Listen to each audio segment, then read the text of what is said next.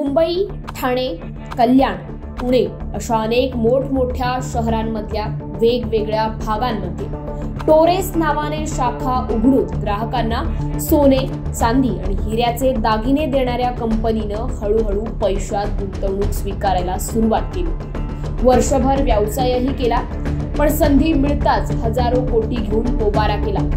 Torres शोरूमच्या घोटाळ्याची सध्या जोरदार चर्चा सुरू आहे।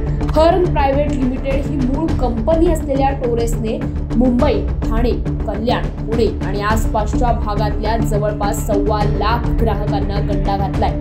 घोटाळ्याचा आकडा किमान 1000 कोटींच्या घरात असल्याचंही बोललं जातंय। पण हा घोटाळा नेमका झाला तरी कसा? एवढे लोक कसे फसले गेले? सोमवारी मुंबईसह इतर भागातल्या टोरेसच्या सर्वच शोरूम समोर गुंतवणूकदारांची मोठी गर्दी पाहायला मिळाली। यात आश्चर्याची गोष्ट म्हणजे पुणे आणि शिरूर मधील लोकांनी देखील गुंतवणूक केली असल्याचं समोर आलंय। हळूहळू त्यात भर पडली, चर्चा सुरू झाली आणि नेमका प्रकार सगळ्यांच्या लक्षात येऊ लागला। गुंतवणुकीवर दर आठवड्याला 11% व्याज परतावा देण्याचं आमिष दाखवून लोकांकडून मोठ्या प्रमाणावर पैसा गोळा केल्यानंतर अचानक कंपनीचे सर्व शोरूम बंद झाले होते।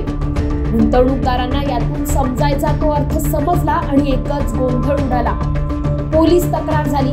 पोलिसांनी तातडीनं पावलं उचलून कंपनीच्या 3 वरिष्ठ पदाधिकाऱ्यांना अटकही केली। पण या सगळ्या घोटाळ्याचे खरे सूत्रधार असणारे कंपनीचे 2 संस्थापक मात्र युक्रेनला पसार झाल्याची माहिती समोर आली। कंपनीने दावा केला होता की त्यांचे गुंतवणूक योजना 8% ते 11% दर आठवड्याला परतावा देऊ शकतात आणि काही योजना तर वार्षिक 520% परतावा देण्याचं वचन देत होत्या। टोरेस ज्वेलर्सच्या गुंतवणूक योजनांच्या आकर्षक वचनांमुळे लाखो लोकांनी आपले पैसे या कंपनीत गुंतवले होते।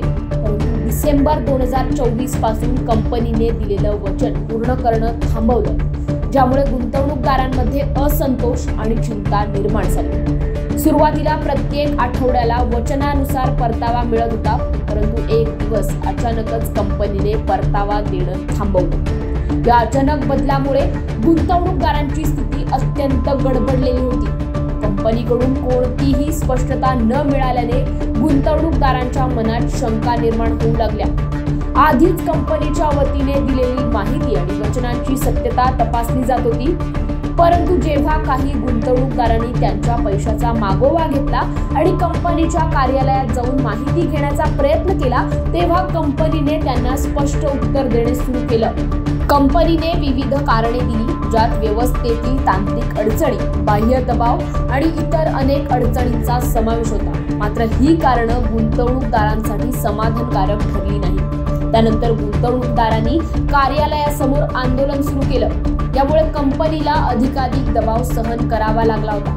गुंतवलेली रक्कम परत करावी असा तगादा गुंतवणूकदारांनी कंपनीला केला होता। कंपनीच्या संचालक आणि CEO तौसिफ रियाज यांच्यावर गंभीर आरोप करण्यात आले। कंपनीने दोषी असलेल्या व्यक्तींविरुद्ध कारवाई केली पाहिजे असे गुंतवणूकदारांनी स्पष्ट केलं होतं। पोलिसांनी कंपनीच्या संचालकांविरुद्ध FIR दाखल केली आणि MPID अंतर्गत तपास सुरू केला। या प्रकरणात 3 व्यक्तींना अटक करण्यात आली, त्यात 2 विदेशी नागरिकांचा समावेश होता। पोलिसांचा तपास जेव्हा सुरू झाला, त्यात असं आढळून आलं की कंपनीने जवळपास 13.48 कोटींचा फसवणूक केली आहे। गुंतवणूक करण्यापूर्वी योजनांची सत्यता आणि विश्वसनीयता तपासणे अत्यंत आवश्यक आहे। यामुळे भविष्यात अशा प्रकारच्या फसवणुकांना प्रतिबंध होऊ शकतो।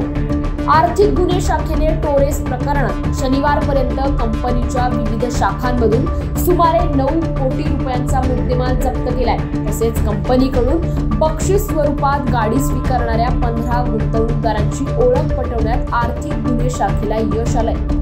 कंपनीवर कायदेशीर कारवाई चालूच आहे, पण यावर गुंतवणूकदारांना पैसे परत मिळतील का? त्यांना योग्य तो न्याय मिळेल का? या प्रश्नांची उत्तरं सध्या तरी कोड्यातच आहेत।